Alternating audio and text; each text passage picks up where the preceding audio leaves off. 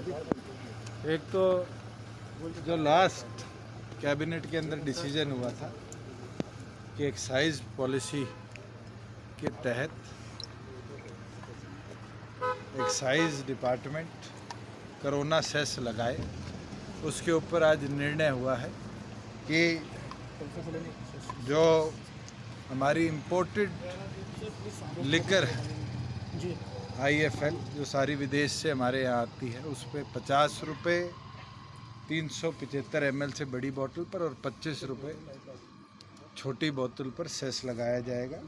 वहीं जो हमारी इंडियन मैन्युफैक्चर्ड फॉरेन लिकर है, उस पर जो बोतल अद्दा और क्वार्टर है, उसके ऊपर 20, 10, 5 रुपये की प्रपोर्शन पे सेस लगेगा। बियर जो माइल्ड और रेगुलर बियर है उस पे 2 रुपये और जो स्ट्रॉन्ग बियर है उस पे 5 रुपये सेस लगेगा। और जो हमारे कंट्री लिकर है उसके ऊपर बॉटल अद्दा और क्वार्टर के ऊपर 5, 3 और 2 रुपये सेस एडिशनल हम लगाने का काम करें। जितने हमारे इवेंट्स कंटेमिनेटेड जोन के अंदर हैं उसको बंद रखा जाएगा। MHA की गाइडलाइंस के अनुसार, चाहे सोशल डिस्टेंसिंग की बात हो, चाहे स्पेसिफिक एरिया की बात हो, उनको मॉनिटर किया जाएगा। तमाम SPs और DCs को प्रॉपर डायरेक्शंस भेजी जाएंगी और उन डायरेक्शंस के साथ साथ रेगुलर वर्किंग, क्योंकि फाइनेंशियल ईयर हमें पूरा रीइस्टैब्लिश करना पड़ा, क्योंकि हमारा 1 अप्रैल से फाइनेंशियल ईयर शुरू होना था और आज तक एक भी इवेंट प्रदेश में खुला नहीं है। तमाम हमने वेंडर्स से भी, तमाम मैन्युफैक्चरर से भी और होलसेलर से भी निरंतर चर्चा करने के बाद ये निर्णय लिया है कि उसको कल से लेकर और 19 मई 2021 तक एक्साइज ईयर के तौर पर हम चलाने का काम करेंगे, क्योंकि अभी ये नहीं पता कि किस वेंडर को कितना कितना इफ़ेक्ट होगा और किस किस प्रोपोर्शन के अंदर उसके रेवेन्यू को इफ़ेक्ट आएगा। इसलिए 3 मिनिस्टर्स की एक कमेटी बनाई गई है, जो अगर किसी के लॉकडाउन के दौरान फीस के अंदर बिकॉज ऑफ लॉकडाउन कोई वेरिएशन आती है, उसको असेस करने के लिए सिर्फ अगले 2 महीने के लिए मेरी ट्रांसपोर्ट मिनिस्टर और स्पोर्ट्स मिनिस्टर की एक कमेटी है, जो उसको हर महीने की 15 तारीख को असेस कर कैबिनेट के आगे असेसमेंट रिपोर्ट देगी कि क्या हमें किसी को रिलैक्सेशन देनी चाहिए, नहीं देनी चाहिए। हमारा ये प्रयास है।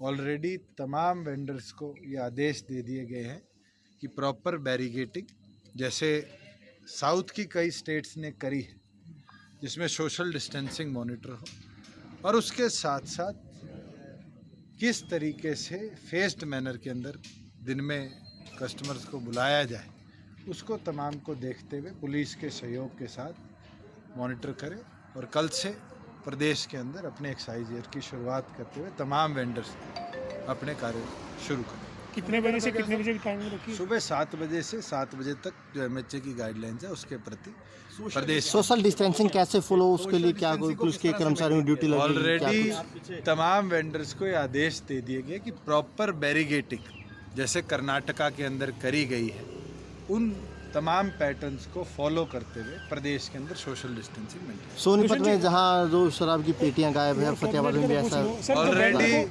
वेंडर वाले होम मिनिस्टर ने इसमें आदेश दे दिए गए हैं और इसके अंदर केवल मात्र सस्पेंशन तक ही नहीं, क्योंकि एक ये बड़ी घटना सामने आई है, इसका एग्जैक्ट डाटा हम कलेक्ट कर रहे हैं, क्योंकि वहाँ एक वेयर हाउस भी था और पुलिस का खुद का गोदाउन भी था।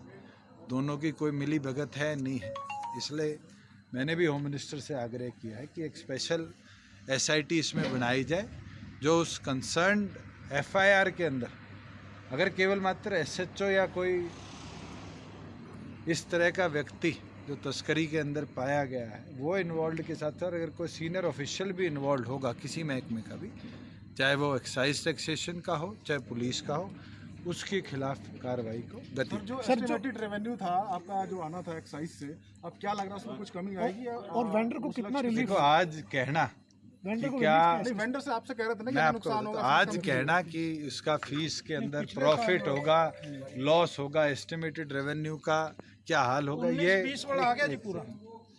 उसके अंदर बहुत अर्ली होगा ये कहना कि प्रॉफिट आया है नहीं आया।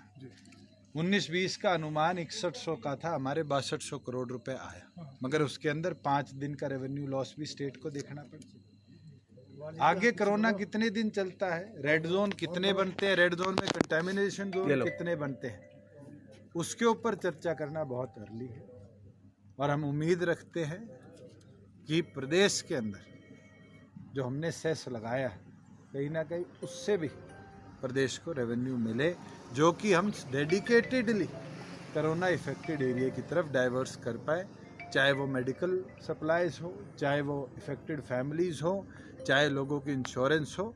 हमारा ये प्रयास है कि प्रदेश के अंदर उस रेवेन्यू को हम डाइवर्ट। आज कैबिनेट में जो है वो ये अमेंडमेंट किया है सर पॉलिसी में कि इतना रिलीफ वेंडर को दिया जाए, वो छूट की मांग कर रहे हमने थे। उनको जो उनकी पेमेंट थी जी, जो पहले लगभग 30% वो पहले महीने में करते थे, उसको 20% किया है जी, और जो बचा हुआ अनुमान था जी, लगभग 5% जो उनको दूसरे महीने के पहली तारीख से देना पड़ता था, उसको फिर प्रोपोर्शनली आगामी दिनों के अंदर डाइवर्ट किया। फीस भी कम करिए सर, कुछ फीस कम करिए। फीस क्योंकि दिन 365 उनको दिए गए हैं, उसके अंदर फीस में कोई और कैबिनेट में कोई महत्वपूर्ण फैसले हुए सर? एक चर्चा जरूर हुई है और उसके अंदर किस तरीके से, क्योंकि आगे पैडी का सीज़न आ रहा है, फार्मर को किस तरीके से उसके अंदर हम केंद्र की जो जल जीवन योजना के माध्यम से कैसे इंसेंटिव दे पाए कि वो पैडी की तरफ ना जाए,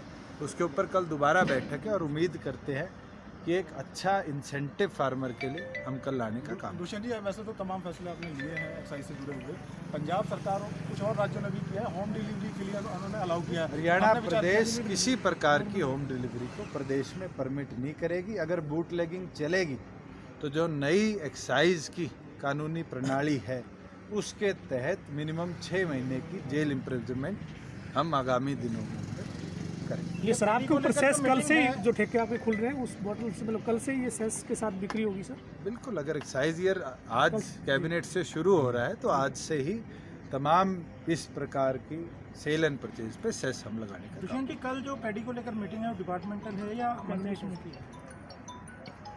कैबिनेट में चर्चा हुई है, डिपार्टमेंट का विषय है। डिपार्टमेंट के प्रपोजल को मैं उम्मीद करता हूं कि हरियाणा प्रदेश के हम फार्मर को किस प्रकार से इंसेंटिव दे पाएंगे, पिछले साल के इंसेंटिव से भी बढ़ा चढ़ाकर कि ज़्यादा से ज़्यादा फार्मर उसके अंदर अपने आप को कन्वर्ट कर पाए, हमारा टारगेट ये है। सर ये बताएं कि अभी टारगेट हमने जो वर्ष 2020 और 21 के लिए एक्साइज के रखे थे उसको रिव्यू किया है, ये बढ़ाया? बिल्कुल किया है और कितना रखा है? मैं विश्वास रखता हूँ कि पिछले साल जो हमने एक्साइज ईयर के टारगेट रखे थे उससे फालतू रेवेन्यू प्रदेश इस साल एक्साइज में लाएगा। सर, सरकार ने फैसला लिया कि पट्टे पर जो लोग खेती करते हैं धान की, वो नहीं कर पाएंगे। पंचायती जमीन पर लेकर देखिए, उसके अंदर भी निर्णय यह लिया गया है कि 35 मीटर डेप्थ से ज़्यादा अगर कहीं भी पंचायती ज़मीन पर, और 8 हमारे ऐसे ब्लॉक है जहाँ पानी का स्तर निरंतर गिरता जा रहा है, उसके अंदर लीज को हम ओपन ऑक्शन के माध्यम से दोबारा ऑक्शन करेंगे, जिससे अगर कोई फार्मर नहीं लेना चाहता सरकारी ज़मीन क्योंकि उसको वाजीरी बोने की परमिशन नहीं, तो उस पर विचार कर सकता है। ये तो ओपन मार्केट है और पंचायतों की ज़मीन है, उसका रेवेन्यू पंचायत को जाएगा, इसलिए निर्णय लिया। उसका भी अगर कोई लॉस होता है तो उसके लिए हमने चर्चा करी है कि हम पंचायत को उस रेवेन्यू लॉस की भरपाई इंसेंटिव के तौर पे देंगे कि पंचायतें भी अपनी ज़मीनों पर पैडी लगाने को प्रमोट। रणदीप सुरजेवाला इसे तालिबानी फैसला बता रहे हैं सरकार। अरे रणदीप सुरजेवाला की डिक्शनरी में तालिबानी को छोड़कर कोई और शब्द आया है पिछले 5 दिनों से? उनकी खुद की सरकार ने किस तरीके से टैक्स लगाया है। दिल्ली की वो वाहवाही करते थे, दिल्ली ने 7 रुपये डीजल पे टैक्स बढ़ा दिया, क्या रणदीप सुरजेवाला ने एक बार भी दिल्ली के खिलाफ बोला है? शराब पे भी बढ़ाई रणदीप सुरजेवाला जी केवल मात्र मेरे ख्याल से पिछले 1 महीने में जब से वो कोरोना इफेक्टेड एरिया से निकले हैं और पंचकुला आकर बैठे हैं, वो जजिया कर और तालिबानी फैसले के सिवाय कोई और शब्द डिक्शनरी से ले आए तो मैं उनको मान लूँ।